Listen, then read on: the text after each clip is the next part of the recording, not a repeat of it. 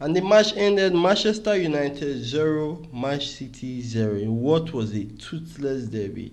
And I think when I heard one of the pundits, I think it was Hurricane, who said the match almost seemed like a friendly because both sides were more concerned about losing the game than winning the game, which have not been, the case for the other derbies we have witnessed. Now we expected more. We expected the game to be tougher than it is, but it was a clear, reflection of the season both teams have had.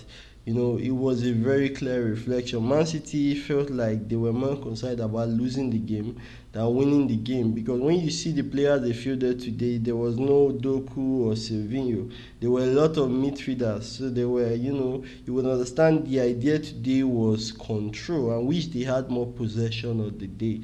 But were they the better team? I don't think so because we had more chances of winning the match. Now, thinking from the top of my head, I can't remember any opportunities Manchester United had on this game. And they might want to pin it on Haaland not being available, but it wasn't just that. They had more possession, they moved the ball like we predicted, but like we have seen Man City this season, they lack confidence. And it's also a reflection of Manchester United's team because we have sort of been building, since we started playing the 3-4-3, it has not been the best, fitting these squads from Ten Hag into Ruben Amorim's 3-4-3 has not been the best. But we have been coming for, I think we can see growth. It is not a very vivid, thing you can see, but if you understand football from where we're coming from, you would see that there has been little bits of progress. And yes, the personnel in Manchester United team is not what we want or what the manager might need to perfect his system. Now, on this game, before the match, I said Bruno Fernandes, we're going to need our best players if we're going to get a result. And guess who was the best man for the match, or was the man of the match? Bruno Fernandes. Bruno Fernandes, it was not even his best game, but he was the best player on the pitch. Now you have to understand, on the pitch today, there was a Kevin De Bruyne that was leaving Man City at the end of the season. Kudos to Kevin De Bruyne for the 10th season or so he had in the Premier League. There was a Kovacic in the game. There was a Gundogan. There was a Bernardo Silva in that midfield. Now, those are prime quality English Premier League proven Champions League winning side. But today, Bruno Fernandes was the best player on the pitch, and if you watch the match, you would have seen it. No other person on the field looked like they were going to create an opportunity aside Bruno Fernandes, and like I said, it wasn't even his best performance. Now, on the match being like a friendly, it felt like both sides did not want to attack. Even when the match was coming to an end, normally in derbies before you see both sides trying to, find opportunities to score. But even a Pep Guardiola side was very relaxed today when the match was getting to the end. It was almost like both sides were comfortable with the draw, and like I said, it is a reflection of the season that both teams have had. Manchester United did not need this match. This is a 13. They are playing currently in 13th position. Manchester City is fighting for the Champions League, and they will also rather not lose their second. We won them the first leg. They rather not lose the second leg, and it will be a home and away loss to Manchester United this season. So you can see that coming into a person like Pep Guardiola's head. Today it was more about preservation. And there's no master player today that I can tell you performed beyond expectations. Actually, they performed below expectation. Omar Mamouche did try. I see some of his runnings and all that, but the team in entirety, Man City did not really threaten us today.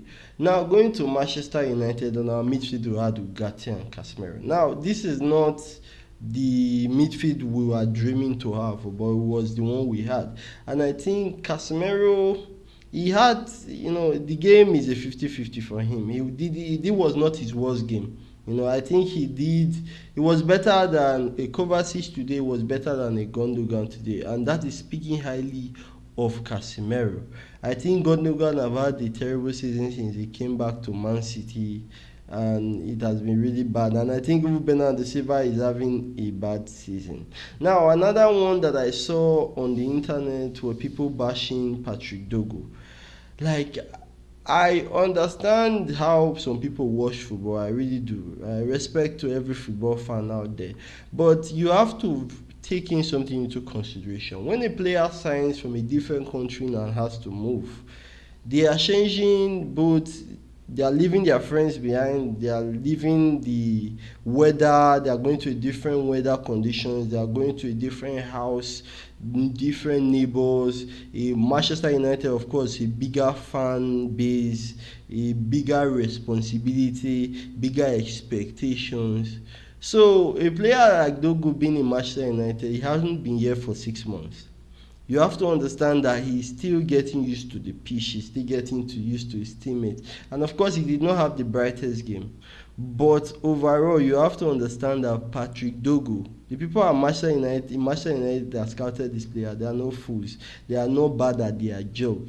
Patrick Dogo, in all the attributes for a left wing back, is an excellent player.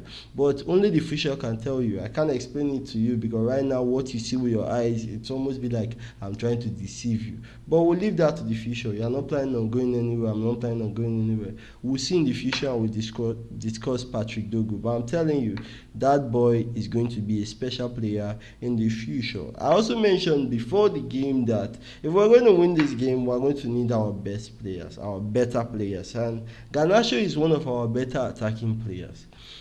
And today, again, Garnacho failed us. Now, we have been talking about Garnacho for a while now because he seemed to always get into opportunities. Why? Because he has pace, he can run with the ball. Plus, he's playing one of the positions that is going to allow you a lot of space in the game, which is one of the 2-10s position. But all-round quality of Garnacho, he has not lived up to expectations. Garnacho first touch is bad. Garnacho is not the greatest dribbler. Garnacho is not the best decision maker.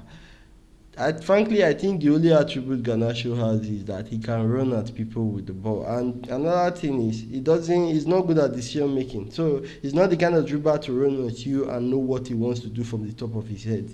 He doesn't know what he wants to do next. He's just running at you, and that is bad for a player that is playing at a level at Manchester United. Garnacho is playing badly, but he's young. Let's not put too much pressure on him. But I do well understand that the manager is looking at that position and understanding that that position needs a player that is fitting of the courage, a player that can take the responsibility of understanding that you are one of the people that is going to win this match. And I don't think Garnacho has that mentality. He almost seems like he's selfish because every time he has the ball, you see Dogu running and opening, giving him the channel to pass the ball into. And he ignores that, he cuts in and he takes a shot, doesn't go on target or is being stopped by the first defender. It is boring, it is exhausting to watch. But overall today, Bruno Fernandes was the only player you could pick out of those 22, 25 players that played the game and say, here is a player. It's clear to see what the match meant to both sides today, and it was unlike Man City to play this way, but we understand them this season that they are not having the best season. Now this game, what it means for Manchester United is the fact that it's a training section for us to get into the match against Lyon in the Europa. That is what is most important for us this season. So when we were playing this match, I was largely thinking about in respect of the match against Lyon. And I think Bruno Fernandes is warming up for the match. Even Casemiro. I think this is an opportunity for a player like Casemiro to win a cup before he leaves Manchester United.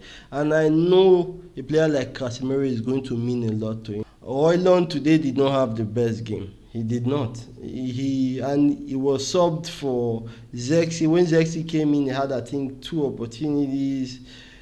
And that is to sum our seasons. We create all these opportunities and we don't take the opportunity. And I'm not saying we did create a lot of opportunities on this game, but we have not had players that will take our chances this season. Largely, chances have fell to Garnacho, Zexi, Højlund. But today it didn't fall to Højlund, it did fall to Garnacho, and he did not take it.